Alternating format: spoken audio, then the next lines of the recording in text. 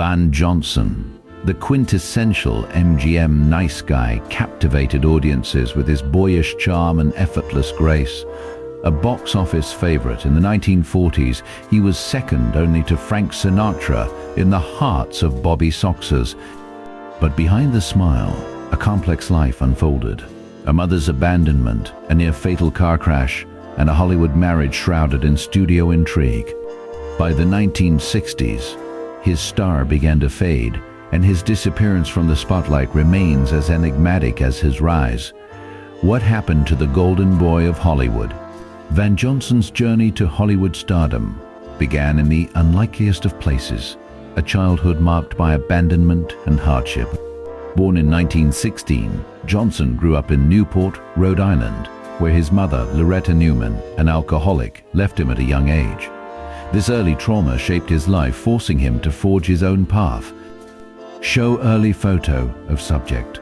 By his late teens, Johnson had moved to New York City, where he worked odd jobs while pursuing his passion for acting.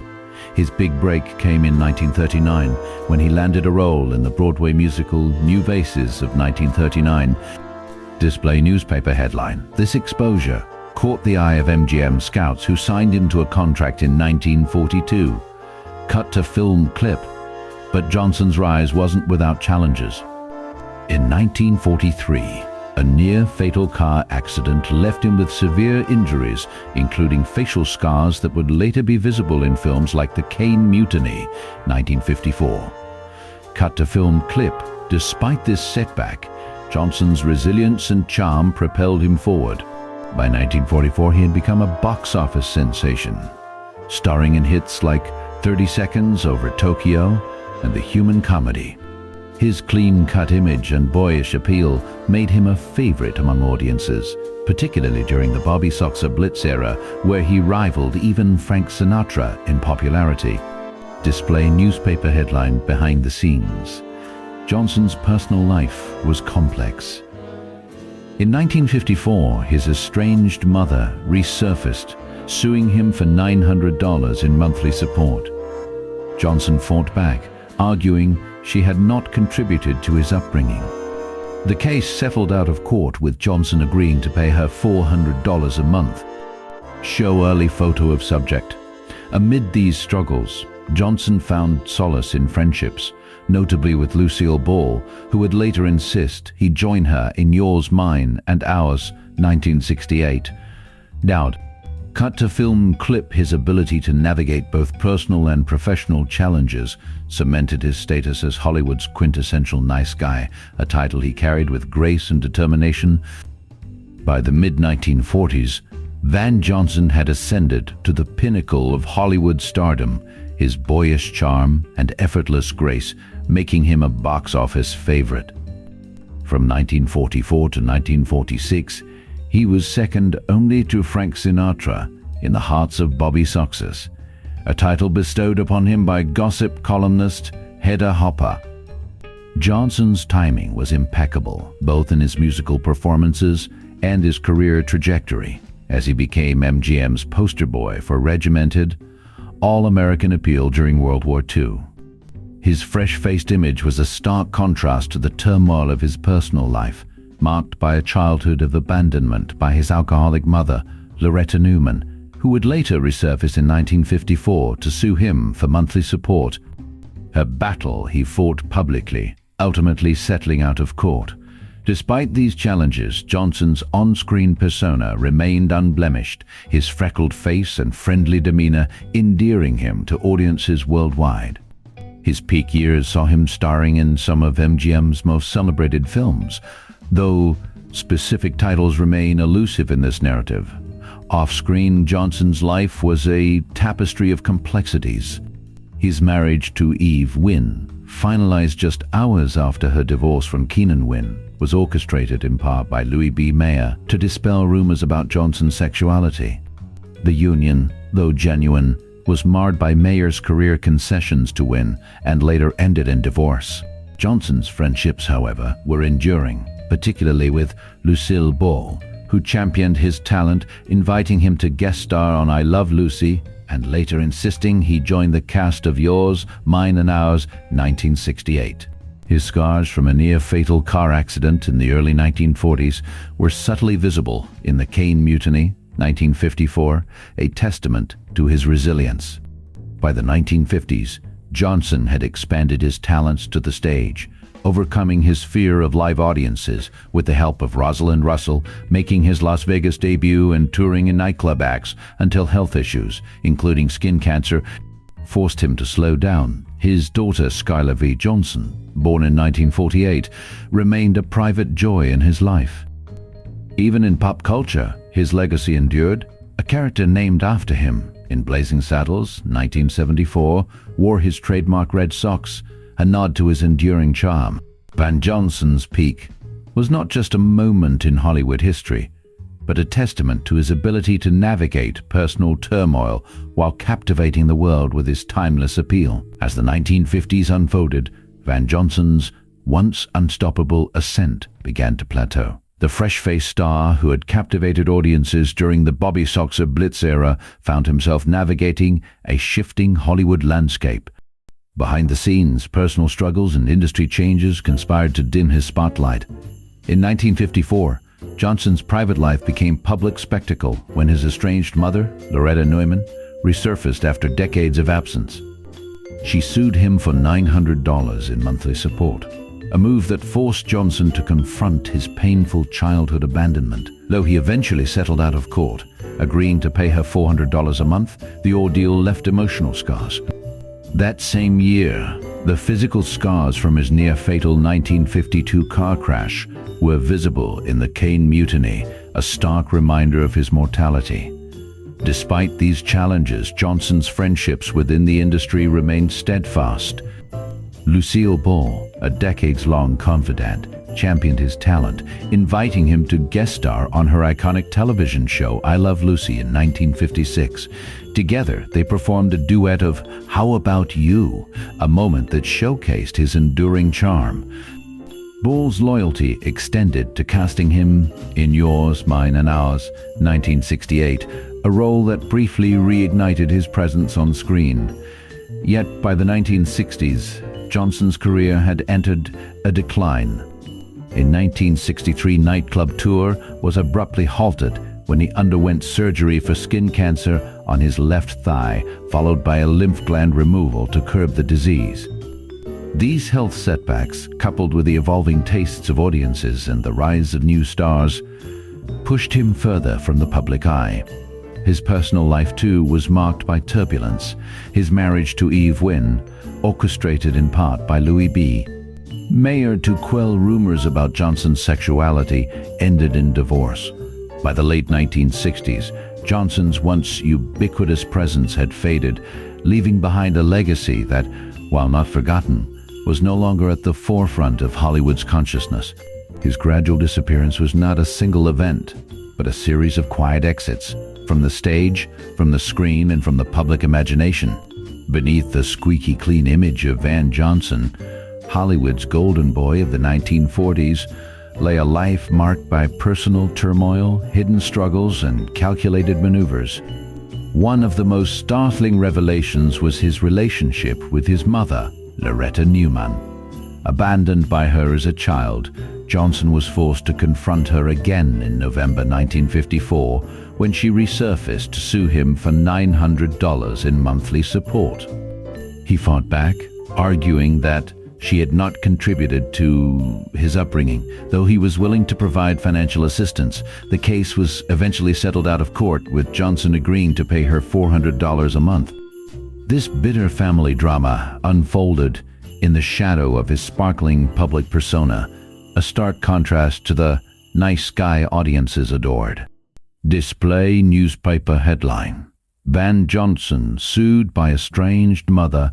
Another hidden chapter in Johnson's life was his battle with skin cancer. In 1963, while on a nightclub tour, he was forced to halt performances after undergoing surgery to remove cancerous tissue from his left thigh. A second operation to remove a lymph gland successfully curbed the disease, but the ordeal left him physically and emotionally drained.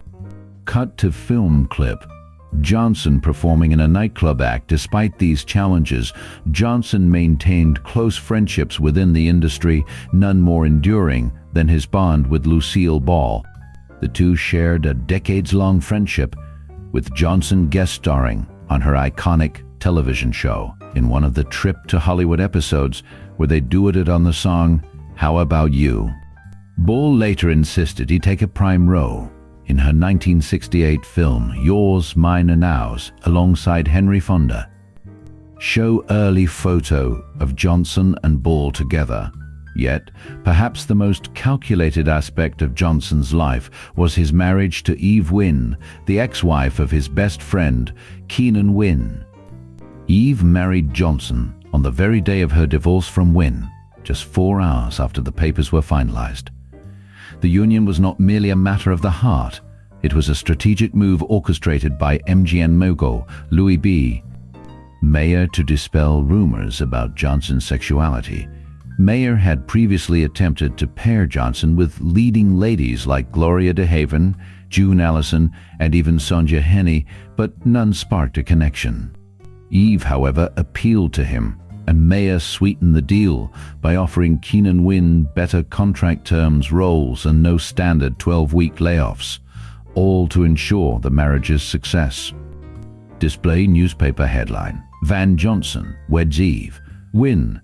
Despite the genuine love between Johnson and Eve, the marriage eventually unraveled, with Eve's son Ned Wynn later revealing that Johnson left her for her male tennis instructor.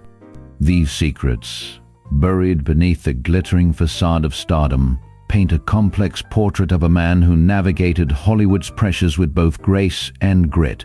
In the final days of his life, Van Johnson, the once ubiquitous MGM star, retreated into a quiet solitude, his legacy a tapestry of triumphs and tribulations.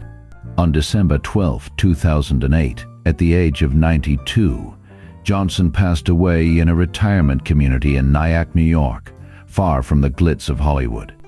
His death, attributed to natural causes, marked the end of an era for a man who had once been the epitome of the all-American nice guy. Johnson's final wishes were simple, reflecting a life that had long since moved beyond the spotlight. He was cremated, and his ashes were scattered in a private ceremony, a stark contrast to the public adoration he had once commanded. His daughter Skylar V. Johnson, born on January 6, 1948, remained a steadfast presence in his life, a reminder of the family he had cherished despite the chaos of his early years. Johnson's mother, Loretta Nyman, whose abandonment and subsequent lawsuit in 1954 had caused a media frenzy, was a distant memory by then. The legal battle, which ended with Johnson agreeing to pay her $400 a month, had been a painful chapter, but it also underscored his resilience. His friendships, however, endured. Lucille Ball, a lifelong confidant, had been a constant source of support. From their duet on I Love Lucy to her insistence that he join the cast of Yours, Mine and Ours in 1968. These relationships, along with his work, defined his legacy more than any scandal or setback. Johnson's struggles with health, including his battle with skin cancer in 1963, had forced him to slow down, but he never fully retired. His nightclub act, encouraged by Rosalind Russell, had been a triumph over his fear of live audiences, and his performances in Las Vegas in the 1950s remained a highlight of his later career. As the curtains closed on his life, Van Johnson's impact lingered in unexpected places, even in the character named after him in Blazing Saddles, a nod to his enduring cultural footprint. His red socks, a trademark, became a symbol of his quirky charm. In his final hours, Johnson's life was a mosaic of the personal and the public, the struggles and the successes, all converging into a legacy that transcended the screen. He left behind a daughter, a body of work, and a story that continues to fascinate, a testament to the man behind the smile. Van Johnson's legacy is a mosaic of charm, resilience, and enduring influence. On screen, he was the epitome of the all-American nice guy, a fresh-faced heartthrob whose musical and comedic talents captivated audiences during the 1940s. dubbed a box office favorite. He trailed only Frank Sinatra in the hearts of Bobby Soxers, his freckled smile and friendly demeanor, making him a symbol of post-war optimism. Yet beneath the squeaky clean image lay a life of personal turmoil and calculated maneuvers. His mother, Loretta Newman, an alcoholic who abandoned him in childhood, resurfaced in November 1954 to sue him for $900 in monthly support. Johnson fought back, arguing she had not raised him, though he ultimately settled out of court for $400 a month. This episode revealed a man willing to confront his past while maintaining his integrity. Johnson's physical scars, notably from a near-fatal car crash, were visible in the Caine Mutiny, 1954, a testament to his perseverance. Off-screen, he navigated Hollywood's complexities with grace. His friendship with Lucille Ball spanned decades, culminating in his guest appearance on I Love Lucy and her insistence he join the cast of Yours, Mine, and Ours, 1968. Their duet on How About You remains a cherished moment in television history.